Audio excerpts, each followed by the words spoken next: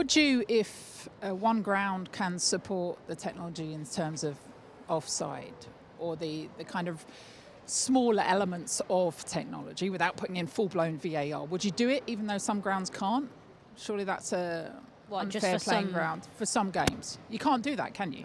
No, I don't think it can, because I think it has to be even across the league throughout the whole season. You know, anything can happen at any ground, any week, you know, throughout the WSL season. So I think there has to be parity throughout the whole of it. So from that perspective, then you probably can't have VAR, but should VAR be in the game? Yes.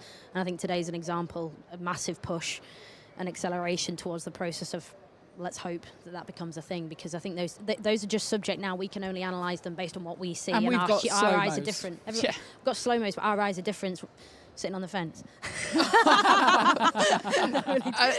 But for me, I'm not that sold on VAR coming in, because I'm not against it coming in, but I just think the cost and the changes that would be required, you know, some teams play in stadiums that can't facilitate it, which I would argue we need to go into that debate, because I think we need to give a platform for the game to shine. And semi-automated offside, you know, something like that. Semi-automated offside delivers the correct decisions on both those occasions today.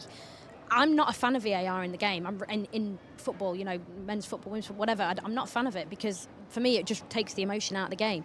But I think, you know, I remove that from my own opinion and go, well, what's the pragmatic response? You know, there's a really high success rate of VAR in the men's game. Yes, it's frustrating for fans, but if it gets the decisions right, at the end of the day, that's what football needs. And today, again, I'll say it's a huge example of the necessity of it. Yeah, and it feels a bit like goal line technology now. It seems like such a simple thing that you could implement semi-automated offside as opposed to the full-blown VAR.